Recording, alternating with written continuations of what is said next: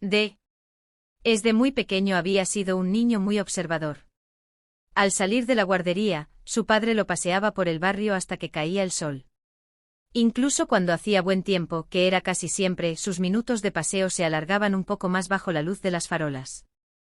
Los coches aparcados en batería junto al bordillo, las siempre misteriosas rampas de acceso y salida de los sótanos de los edificios, los letreros luminosos de las decenas de comercios y negocios que poblaban ese barrio, en particular los que parpadeaban y tenían pantallas que mostraban imágenes y mensajes cambiaban.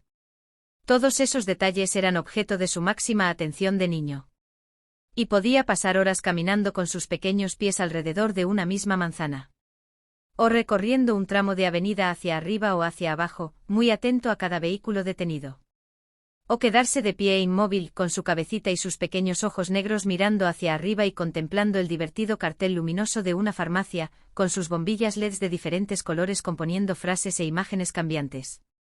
Como si estuviera contemplando y tratando de descifrar qué es lo que estaba viendo. O simplemente fascinado y maravillado por esos misteriosos juegos de luces y colores. Una tarde cualquiera descubrió en el cielo, entre los edificios, la luna. Nada más salir de la guardería, con su padre a cierta distancia vigilándolo a la vez que empujaba el carrito, alzó su pequeña cabeza hacia el cielo y se encontró con un objeto redondo y blanco en el cielo. Era una luna llena.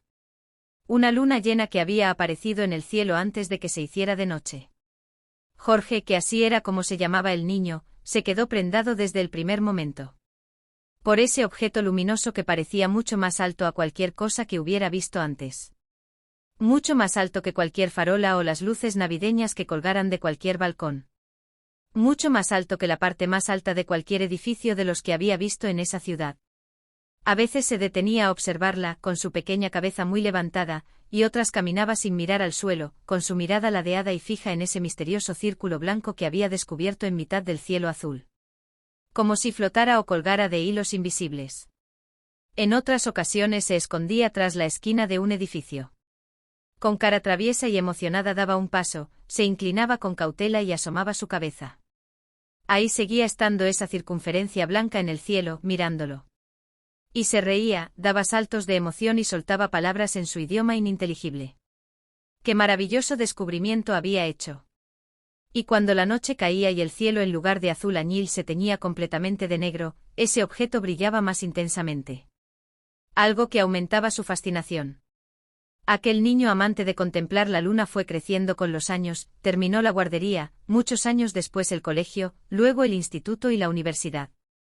Y aunque hacía años que dejó de pasear por el parque con su padre, nunca dejó de observar con esos curiosos ojos de niño, siempre curiosos, el mundo que le rodeaba. Y una vez al mes nunca fallaba en las noches de luna llena. Como cuando tenía 2 años y medio y la descubrió por primera vez por el cielo. Una traviesa luna que se había colado en un día de cielo claro y vespertino. Una divertida intrusa. Con su cartera al hombro o su maletín en la mano, muchos años después, buscaba la zona más tranquila y despejada en el camino de vuelta del trabajo a casa. Y se sentaba sobre un banco o sobre el césped de un jardín o un parterre. Y contemplaba como muchos años atrás, cuando apenas levantaba unos palmos del suelo, esa callada y siempre bonita moneda redonda y blanca en el cielo. Y Jorge, ensimismado esos ratos que a veces se volvían interminables, pensaba en muchas cosas mientras la miraba y admiraba. En muchas más que cuando era un niño y todo le sorprendía y le resultaba misterioso e inexplicable. Y sobre todo sentía y se emocionaba. Para él, la luna siempre tendría algo especial. Algo que le recordaba a su más tierna niñez, a sus más tempranos recuerdos. Pero sobre todo, siempre albergaría una tristeza desde que su padre se fue. Una buena tarde nunca más apareció para recogerlo del colegio y pasear con él como siempre había hecho. Esa mala tarde su mundo se desmoronó por completo. Su padre había muerto en un accidente de coche mientras él reía y jugaba con su mejor amigo en el colegio. De repente sus tardes se convirtieron en dolor, en tristeza y en lágrimas por ese padre que siempre lo protegía y que tanto amaba y que desapareció de su lado y su vida. Para siempre. Desde entonces contemplar esa pleniluna que aparece una vez al mes es como volver a estar a su lado. Verla le hace feliz y a la vez le hace llorar por ese padre que nunca más vería. Por esa sonrisa de amor y esa mirada siempre pendiente de su pequeño hijo, que buscara donde buscara, nunca más volvió a acompañarle.